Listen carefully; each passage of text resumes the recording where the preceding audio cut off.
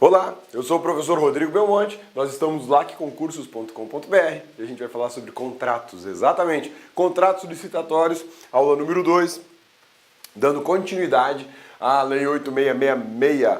A gente já conversou sobre disposições preliminares na aula de hoje, então a gente vai conversar sobre formalização de contratos. O que o 866 tem pra gente sobre formalização de contratos? Olha só. Os contratos e seus aditamentos serão lavrados em repartições interessadas. Essa ideia de contratos lavrados, a gente tem que observar o seguinte. Quem vai formalizar o contrato para a administração pública é o próprio órgão contratante. Então eu não posso pensar num contrato fechado ou lavrado por fora, num cartório, por exemplo, desses extrajudiciais, melhor dizendo, que é o cartório de rua, onde você bate o carimbo, aquela fábrica de dinheiro, né, que você vai lá e o cara bate um carimbão, vira 5, bate outro carimbo, vira 10, bate outro carimbo, vira 15. Então, a administração, como tem fé pública, ela não precisa lavrar os seus contratos em cartório, ela faz isso pessoalmente. Ela detém condições de lavrar os atos e torná-los oficiais, verdadeiros. Compete ao poder público manter arquivos cronológicos dos seus autógrafos e registro sistemático do seu extrato. O arquivo cronológico, ele tem uma função muito importante. A ideia de cronologia é de você controlar o prazo do contrato. Então, quando eu pensar em renovação de contrato, eu já sei onde procurar. Eu não vou procurar pelo objeto, eu não vou procurar pelo contratante, eu não vou procurar pelo tipo de serviço que vai ser executado. Eu vou direto na data. Que contrato eu tenho que renovar? Então eu tenho uma organização cronológica para isso. Isso faz parte da arquivologia e o direito foi buscar essa informação lá na arquivologia para jogar aqui na 866. Então vejam só. Compete ao poder público manter arquivos cronológicos dos seus autógrafos e registro sistemático do seu extrato. São duas coisas. Um é o arquivo dos contratos assinados por data e o outro, a gente tem uma organização da publicação dos extratos. No Diário Oficial eu não vou publicar o contrato inteiro, então eu publico um extrato apenas desse contrato para dar publicidade para a sociedade. E esse arquivamento do extrato também segue uma organização sistematizada que pode ser por objeto ou pode ser por tempo. Aqui para o contrato vai ser por tempo, data da assinatura. Tá? Tem exceção para isso? Tem. Olha só, os contratos relativos a direitos reais sobre imóveis que se formalizam por instrumento lavrado em cartório de notas, de todo junta-se cópia no processo que lhe deu origem. Quando a gente trabalha com contratos lavrados dentro da própria instituição pública, quando a gente faz uma organização cronológica desses contratos, eu excluo dessa situação toda os lavrados em cartório. Existem contratos da administração lavrados em cartório? Sim, justamente quando envolve bens imóveis. Aí, por disposição legal, é a Lei 6.015, se eu não me engano, que é a Lei de Registros Públicos, as averbações em imóveis ou qualquer tipo de negociação em imóveis deve ser registrado, organizado e arquivado lá no cartório de imóveis. Então esse a administração não vai poder fazer. Os demais contratos está livre, a administração é que organiza, a administração é que assina, a administração é que confecciona, ela que imprime, ela que dá publicidade e por aí vai. A exceção para a competência para lavrar o contrato, arquivar o contrato e os seus extratos, está só no que diz respeito ao registro de imóveis, tá bom? Formalidade principal do contrato é que eles são escritos. Os contratos administrativos, a regra geral é que eles são escritos. Existe possibilidade de eu ter contrato administrativo verbal, mas a regra geral é que eles são escritos, porque é uma determinação prevista em lei, né? E aí você tem a seguinte situação. É nulo e de nenhum efeito o contrato verbal, só que eu tenho uma exceção para isso. Perceba que a Lei 866 ela me traz uma regra que é justamente a regra do contrato escrito. Essa é a formalidade que deve ser observada. Lembra lá da teoria dos atos administrativos?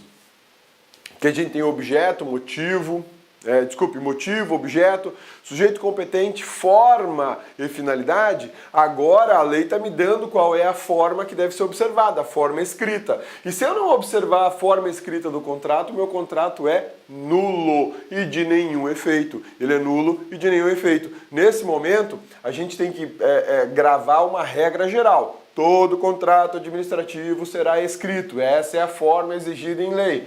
Todo contrato administrativo será escrito. Essa é a forma exigida em lei. Mas tem uma exceção. Tem uma exceção. Olha só.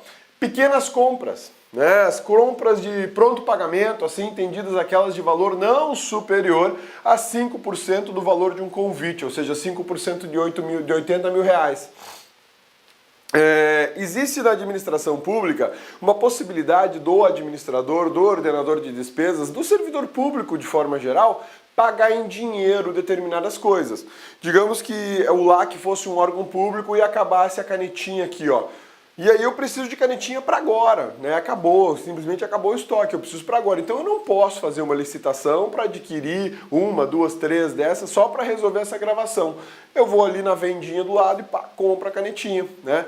Isso é uma situação possível. Um veículo oficial que está transitando na estrada furou o pneu ou rasgou o pneu, vai precisar adquirir um pneu novo para dar continuidade à viagem. Então o servidor está autorizado a adquirir de quem tiver, pelo preço que for, pega a documentação, nota, né, fiscal e paga. Esses contratos verbais são admitidos, porque são pequenas compras. Não justifica realizar uma licitação para adquisição de um pneu ou aquisição de 4, 5 canetinhas dessa. Não, eu vou adquirir canetinha, vou, quanto? 1.000. Agora eu faço licitação. Vou adquirir pneu para veículo? Vou adquirir 100 pneus. Bom, aí eu vou fazer licitação, porque os valores são elevados, né? Então, nesse momento, a gente tem que ter a seguinte regra na cabeça. Contratos administrativos são escritos, o que não for escrito é nulo. Tenho exceção para essa regra? Tenho.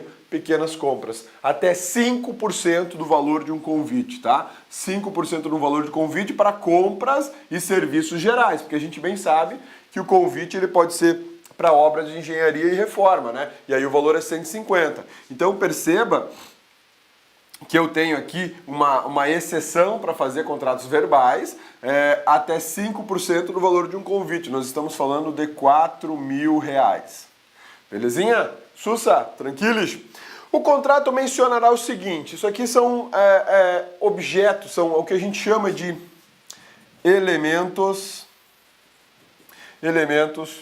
objetivos do contrato, tá? Quando você encontrar na lei uma informação assim, ó, o contrato mencionará, deve constar no contrato, o contrato tem as seguintes partes, a gente está falando de elementos objetivos do contrato. São partes da estrutura do contrato que devem constar obrigatoriamente daquele contrato. Sem aquilo, o contrato é nulo.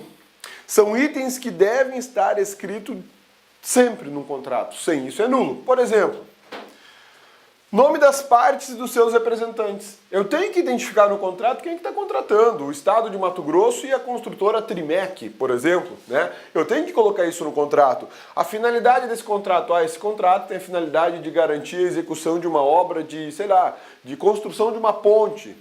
Ou prestação de serviço de vigilância armada em órgãos públicos. Vai ter que constar. O ato que autorizou a sua lavratura, ou seja, a ordem, a assinatura, o ato administrativo do ordenador de despesas. É interessante a gente observar o seguinte, eu, particular, resolvi adquirir, sei lá, uma TV, né? Compra de uma TV, beleza? A autorização aqui, Ih, a canetinha tá muito ruim hoje. A autorização só depende de mim. E eu fecho o contrato. Agora, se o Estado vai adquirir TV, tem que existir uma justificativa. Beleza? Tem que existir essa justificativa. Havendo essa justificativa, precisa de um ato autorizador para aquisição. Esse ato autorizador ele é dado pelo ordenador de despesas. Ordenador de despesas. O ordenador de despesas é a pessoa que diz pode comprar, não pode comprar, pode pagar, não pode pagar, pode contratar, não pode contratar, pode licitar, não pode licitar. Geralmente é ele que tem a chave do cofre, é ele que dá a decisão final sobre quaisquer contratações da administração pública. Em determinadas estruturas administrativas, isso fica sob a responsabilidade, por exemplo, do prefeito, o que é inadequado. Em outras, de secretários, o que também é mais ou menos, né? O ideal é que seja de um gestor, um servidor público já qualificado, preparado para fazer esse controle, né? E aí eu tenho muitas vezes um ordenador de despesas que ele é chefe de uma instituição. Ele não é o cargo máximo, mas ele está numa estrutura elevada e ali ele consegue determinar as despesas que podem ser feitas pelo órgão. Isso é direito administrativo com gestão, né? São duas coisas bem importantes que caem geralmente em provas de concurso. Então, para fazer uma contratação, eu preciso de um ato autorizador. Na verdade, para eu iniciar a licitação, eu já preciso do ato autorizador, que é o ato do ordenador de despesas. Quando vai finalizar a licitação, novamente o ordenador de despesas tem que se manifestar homologando todo o procedimento licitatório. Contratar, eu preciso do ato autorizador, é um elemento necessário do contrato, tá? Número do processo de licitação, da dispensa ou da inexigibilidade, porque esse contrato ele sempre vai estar amarrado a um processo licitatório. Ah, mas não teve licitação, cabeça. Tudo bem, então eu tenho um processo administrativo justificando a dispensa ou a inexigibilidade. O que eu não posso ter é um contrato que brotou do nada e aí você está lá gastando dinheiro naquele contrato. Isso não é possível, isso não é permitido. Aliás, os tribunais de conta, quando eles pegam contratos em que houve dispensa ou houve inexigibilidade e o processo da dispensa e o processo da inexigibilidade não foram formalmente instaurados, é lenha, é punição em cima do gestor. Não pode faltar. Ah, mas eu não quero licitar. Tudo bem, você não precisa licitar se for causa de dispensa ou se for inexigibilidade, mas você tem que montar um processo administrativo para formalizar a dispensa e formalizar a inexigibilidade. E quando for contratar, você vai lá, processo administrativo no tal, do ano tal, né? Contratação direta, ou por dispensa ou por inexigibilidade. Sujeição dos contratantes às normas da Lei 866 e as suas cláusulas contratuais. Esse é um outro ponto interessante. Os contratos administrativos, eles estão sujeitos ao regime jurídico de direito público, né, que é um regime mais vantajoso para a administração pública. Diferente do particular, que quando compram um veículo, um imóvel ou contratam um serviço, eles estão sujeitos ao Código Civil, ao Código de Defesa do Consumidor. Na administração pública, a primeira regra que deve ser observada é a Lei 8666. Por que é a Lei 8666? Porque essa é a lei que estabelece o regime jurídico contratual para a administração pública. E é óbvio que as cláusulas do contrato são para favorecer a administração e não para favorecer o particular, tá bom? A publicação resumida do instrumento de contrato ou de seus aditamentos na imprensa oficial, que é condição indispensável para a sua eficácia. Isso aqui é o que a gente chama de extrato do contrato. A administração não vai publicar o contrato inteiro no Diário Oficial. Isso é uma loucura. Por quê? Um contrato simples da administração, ele tem aí 30 folhas. Um contrato tem 30 folhas. Agora pensa o Estado de São Paulo fazendo contratações, deve fazer, sei lá, umas 50 contratações por semana. Seriam 200 por mês. Se em cada contrato nós tivermos 30 folhas, nós temos aí 30 vezes 50, a gente vai ter 1.500 folhas por semana, 6.000 folhas por mês, só de contrato. Pensou? É loucura. É loucura total. 6.000 folhas de diário oficial impressas todo mês. Não, é insandice. Não dá. Fora todos os demais atos do diário oficial, nomeação, exoneração, licitação e por aí vai. Os contratos são muito longos. Então eu não vou publicar o contrato inteiro, eu publico um extrato. E nesse extrato eu tenho algumas informações importantes. O número do processo, as partes, o valor e o objeto. Resumidamente, de forma bem objetiva. Se a parte tiver algum interesse, se alguém tiver algum interesse, quiser saber, vai até a administração e acessa o contrato. Hoje as informações são muito mais acessíveis, porque os portais de transparência, existe uma determinação do governo federal de que todo órgão público tem que ter o seu portal de transparência. E lá no portal de transparência você tem que ter todo o esqueleto da licitação. Tudo o que aconteceu tem que estar lá. E no contrato inteiro tem que estar lá. As cláusulas, os objetivos, os valores, quem ganhou, quem foi desclassificado, aí você acessa e vê. Mas independente de tudo isso, a publicação do extrato do contrato é condição de eficácia. O que quer dizer condição de eficácia para um contrato administrativo? Ele somente gerará efeitos jurídicos a partir da publicação, Isso é um ponto extremamente importante na licitação, extremamente importante nos contratos. Aliás, a publicidade é um elemento indispensável em atos administrativos, porque os atos administrativos não terão eficácia, ou seja, não produzirão os efeitos para os quais eles foram criados sem a publicação. Eu preciso sempre da publicação, tá bom? Beleza? A administração providenciará a publicação até o 5º dia útil do mês seguinte ao da assinatura.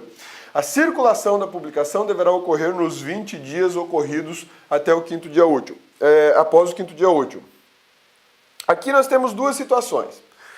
Uma situação é providenciar a publicação. A administração tem até o 5º dia útil para providenciar essa publicação, dá um jeito de mandar publicar, tá? Então olha só, assinado o contrato, nós estamos em dezembro, assinado o contrato, a administração tem até o 5º dia útil do mês de janeiro para providenciar a publicação. O que é isso? Peguei o contrato, levei na imprensa oficial e falei, gurizada, publica aí esse extrato do contrato, tá bom? Beleza. Lógico, a administração já leva o extratinho pronto. Hoje como é que funciona? Hoje é muito simples, né? Você pega o contrato, faz o extrato, manda o e-mail para o pessoal responsável pela publicação e acabou. Você não precisa nem levantar na cadeira com o contrato na mão, levar, estudar e fazer um extrato. Não, o extrato ele já é padronizado, é super simples. Catou o extratinho e mandou por e-mail, dá para mandar por Zap até, para o órgão oficial, para o órgão responsável pela publicação. Mas esse ato, esse movimento da administração tem que acontecer até o 5º dia útil do mês seguinte, após a assinatura do contrato. Então vamos lá, fiz o contrato em janeiro, fiz o contrato em dezembro, assinei em dezembro, eu tenho até o 5º dia útil de janeiro para isso. Mas e esses 20 dias aqui? Os 20 dias é para garantir a circulação.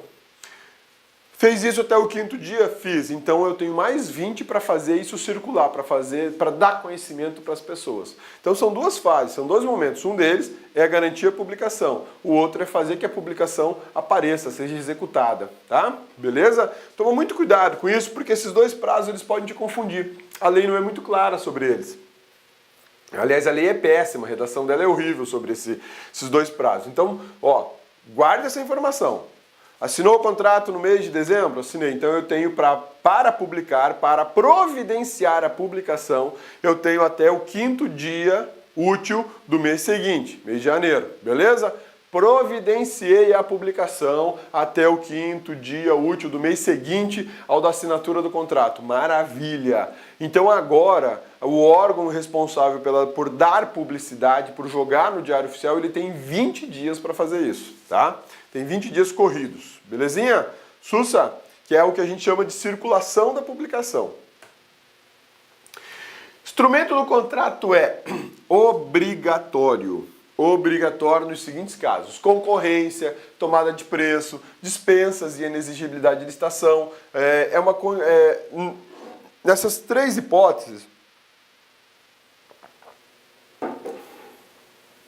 da concorrência e tomada de preço, eu preciso do contrato. Quem que ficou de fora aqui? Convite, né? Dispensas e inexigibilidade de licitação. Condição para essa hipótese: preços estejam compreendidos nos limites dessas duas modalidades de licitação, tá? Agora, ele é facultativo nos demais casos: carta contrato, nota de empenho, autorização de compra, ordem de execução de serviço. Nessas outras situações eu não preciso necessariamente do contrato. Existe uma outra situação que não admite, que melhor, não é que não admite, é que... Olá, meus amigos! E aí, gostou da aula do nosso professor? Grande professor, professor espetacular aqui do Lá Concursos. Essa foi apenas um trecho de uma das aulas do nosso curso focado, específico e super competitivo para a Câmara Municipal de Belo Horizonte, um curso aí que aprova, um concurso que a prova vai ser no dia 18 de fevereiro, e se você estudar aqui no Lá Concurso, você conhecer nossa metodologia, conhecer o nosso personal coach, eu tenho certeza que você terá chances reais de ser aprovado. Este concurso não está difícil, pode ter certeza. Se você tiver força de vontade e se você tiver a orientação correta, você irá disputar por vagas, pode ter certeza disso. Quer fazer o nosso curso super atualizado, nosso curso super competitivo, por apenas 10 parcelinhas aí de R$20, é isso mesmo, 10 parcelinhas de R$20 você faz esse curso aí, fantástico. Quer se matricular? Tem um link aqui embaixo. Ok? Já esquecendo, você quer acompanhar essa aula do professor ou a outra aula? Nós colocamos só o quê? 40 aulas demonstrativas no YouTube, não foram aulas completas, mas apenas um pequeno pedaço, um pequeno trecho de cada aula para você conhecer especificamente aí os nossos professores. Quer? Então tem um link aqui embaixo, você pode fazer o download deste material didático gratuitamente. Eu espero vocês, um forte abraço, fique com Deus. Tchau, tchau. Clique lá.